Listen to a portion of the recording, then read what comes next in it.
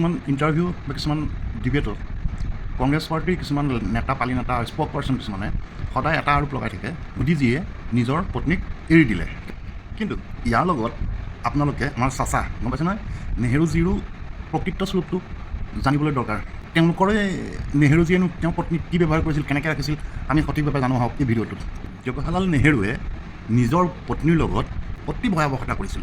জৱাহৰলাল নেহেৰুৰ পত্নী কমলা নেহেৰুৰ টিবি হৈছিল সেইখিনি সময়ত। সেই সময়ত টিবিৰ প্ৰতি মানুহৰ ইমানেই এটা ভয়াৱহতা আছিলে, ইমানেই এটা ভয় আছিলে যে বৰ্তমান আজিৰ যুগত যিধৰণে এইডছ বেমাৰটোৰ প্ৰতি ভয় কৰে, সেই তেতিয়া যুগত টিবি হোৱা বুলি ক'লে লেলেচেচে কৰে। সেই সময়ত টিবিৰ কোনো ধৰণৰ চিকিৎসা নাছিল, কোনো ধৰণৰ ব্যৱস্থা নাছিল চিকিৎসাৰ, আৰু মানুহ তিলকৈ মৰাও মানে বহুত ৰেকৰ্ড আছে। টিবি বেমাৰীজনৰ ওচৰত নগৈছিল, কাৰণ তেওঁলোকে জানিছিল যে তেওঁ শ্বাস প্ৰশ্বাসৰ জৰিয়ে তেওঁলোকলৈ বেমাৰটো আহিব পাৰে বুলি, আৰু সেইকাৰণে পাহাৰীয়া অঞ্চলত কিছুমান চেণ্টাৰ আছিল, সেই চেণ্টাৰত গৈ ভৰ্তি কৰাই। নেহেৰুৱেও সেই তেনেদৰে তেওঁৰ নিজৰ পত্নীক যুগোস্লাভিয়াৰ প্ৰাগ চহৰ বুলি এখন চহৰৰ এনেকুৱা পাহাৰীয়া অঞ্চলৰ এটা চেনিটেৰিয়াৰ চেণ্টাৰত ভৰ্তি কৰাই দিছিল। আৰু সেই তেতিয়াৰ পৰা কমলা নেহেৰুৱে তেওঁৰ পত্নীয়ে প্ৰায় 10 বছৰ সময় তিলকৈ অকলে, কোনো গাৰ্জেন নোহোৱাকৈ অকলে তাত টিবিৰ সৈতে বেমাৰৰ সৈতে যুঁজি আছিল। নেহেৰু যোৱা নাছিলেই। তাৰ বিপৰীতে নেহেৰুৱে দিল্লীত এডবিনা বেণ্টনৰ লগত একদম প্ৰেমত মজগুল হৈ আছিল। তেওঁ কোনো ধৰণৰ পত্নীৰ খবৰ নলৈছিল। তাতকৈ মানে আচৰিত কথা হ'ল, সেই সময়ত সেই 10 বছৰত তেওঁ কেইবাবাৰো ভ্ৰমণ কৰিছিল, কিন্তু এদিনো তেওঁ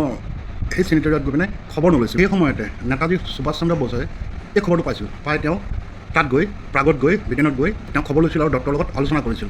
তেতিয়া সেই তাৰ ডক্টৰে সুভাষ চন্দ্ৰ বোসক কৈছিল যে ছুইজাৰলেণ্ডৰ এখন টিবিৰ অত্যাধুনিক চেণ্টাৰ খুলিছে, হস্পিটেল খুলিছে, তাত গৈ তেওঁ দেখুৱাওক, তাৰ ডক্টৰৰ লগত আলোচনা কৰক বুলি পৰামৰ্শ দিছিল। আৰু তেখেতে সুভাষ চন্দ্ৰ বোসে লগে 70,000 টকা লাগিছিল, 70,000 টকা মানে যা যোগাৰ কৰি ছুইজাৰলেণ্ডৰ সেই চহৰখনত, ৰ'জ নে কি চহৰখন আছিলে, সেই চহৰত গৈ ট্ৰিটমেণ্টৰ কাৰণে তেওঁক লৈ গৈছিল। কিন্তু কমলা নেহেৰুৱে মানে মানসিকভাৱে বহুত কষ্ট পাইছিল, কাৰণ তেওঁ এই 10 বছৰত তেওঁৰ পতিয়ে জৱাহৰলাল নেহেৰুৱে এবাৰো তেওঁক লৈ খবৰ নলৈছিল, তেওঁৰ কথা নুসুধিছিল বা তেওঁৰ ওচৰলৈ নগৈছিল। সেইবাবে তেওঁ মানসিকভাৱে বহুত কষ্ট পাইছিল আৰু ভাঙি পৰিছিল।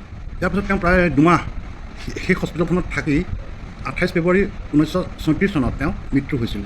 জৱাহৰলাল নেহেৰু হ'ল তেনেকুৱা প্ৰকৃতিৰ মানুহ। আৰু আমাৰ এই কংগ্ৰেছীখিনিয়ে মোদীজীক তেওঁৰ পত্নীৰে চোৱা চিতা নকৰে বুলি বদনাম উলিয়াই থাকে।